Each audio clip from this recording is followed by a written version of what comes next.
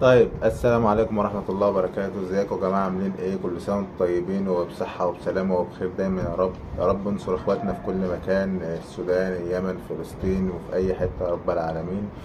امبارح يعني ايه، الماتش كان بيتلعب، سيبنا الدنيا تهدى اهو. جينا تاني يوم بعد الماتش نتكلم شوية بقى ايه، بهدوء كده بدل ما يكون الحماس اخدنا. تمام.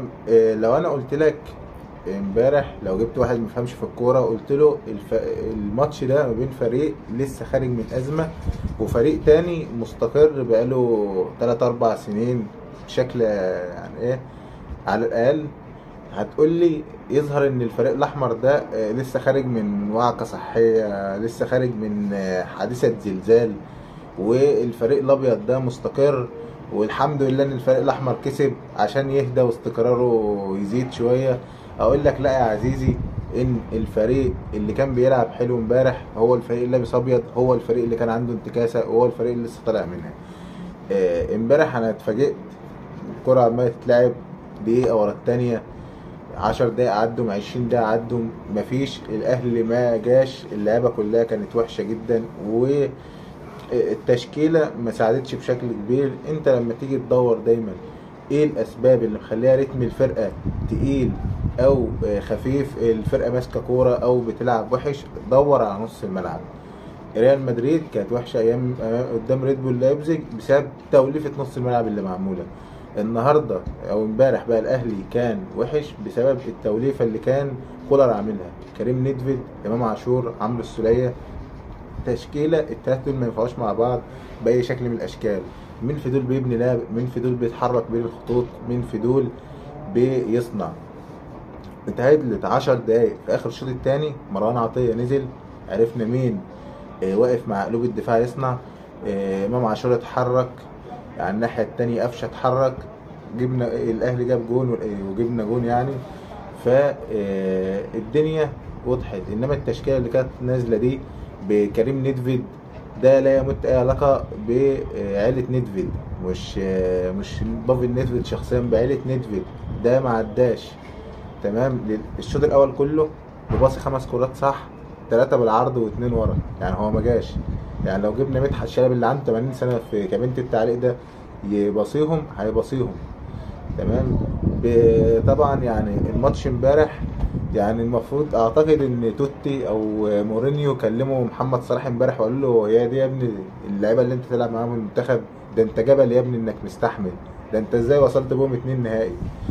آه، مستوانا وحش جدا، مش مستوى الاهلي او مستوى الزمالك، لا، مستوى الكرة المصرية نفسه بينزل. ويعني انا مش عارف السعودية، يا خسارة النجيلة اللي كنا بنلعب عليها بصراحة. يعني احنا كنا بنلعب وحش قوي، و... وتركي آل الشيخ صارف ومكلف ومفيش كورة، يعني هو عامل كل حاجة بس نسى ان الفريقين نفسهم ضايعين. احنا ما عندناش غير امام عاشور، لعيب حلو في مصر كلها دلوقتي. زيزو، امام عاشور، يعني عبد الله السعيد كان حلو من 15 سنه. بالمناسبه الناس ابتدت تتكلم ان عبد الله السعيد، وده يا جدعان، ده انتوا جايين تكتشفوا يا جماعه ان عبد الله السعيد عنده 39 سنه امبارح. انا عبد الله السعيد بادئ مسيرته الاحترافيه كلاعب، امام عاشور ممكن يكون عنده سنه وسنتين، فاهمين؟ اللي ما كانش لسه ما اتولدش اصلا.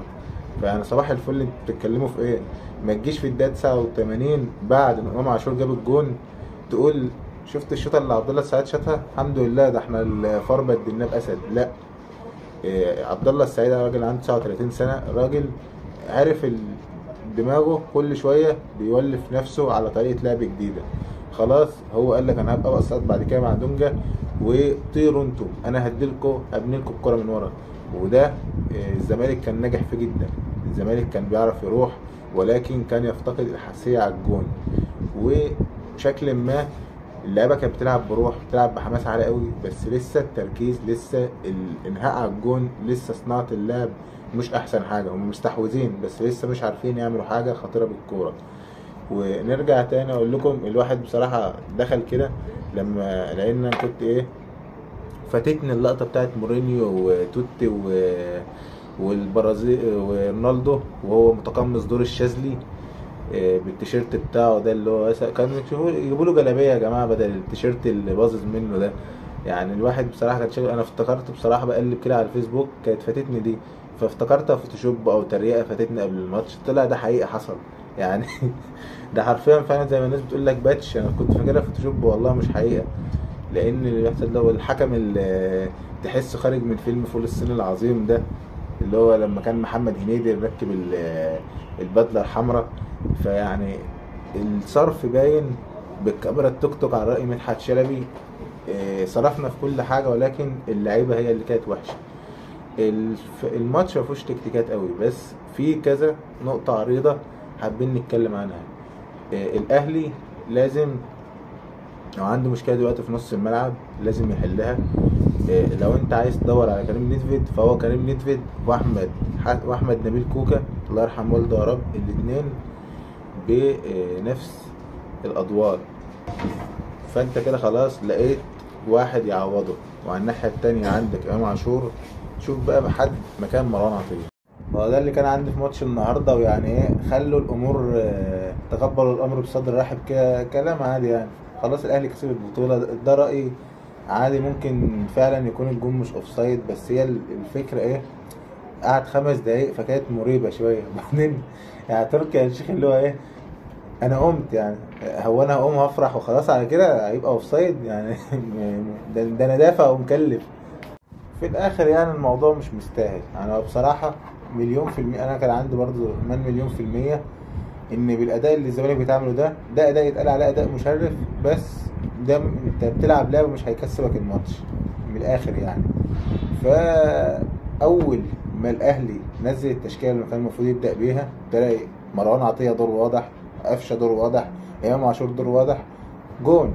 فهي مليون في المية الاهلي امكانياته اعلى، بس هو التوظيف في الاول كان غلط. لقطة الجون بتاعت امبارح فكرتني بفيلم البدلة بتاع تامر حسني لما كان اكرم حسني عامل حكم، وكل شويه يطلع الكارت الاحمر الكاميرا تيجي على سياده المستشار، يطلع الكارت الاصفر الكاميرا تيجي على سياده المستشار، وفي الاخر مشاها اسقاط. يعني في ظل تقدم التكنولوجيا وان الخط بيترسم في ثانيه، يقعدوا 5 دقايق يرسموا في خط الجون. انت الخط بتاع 7 هي مش مستاهله. ده خط، ده مسطره. بس انما ايه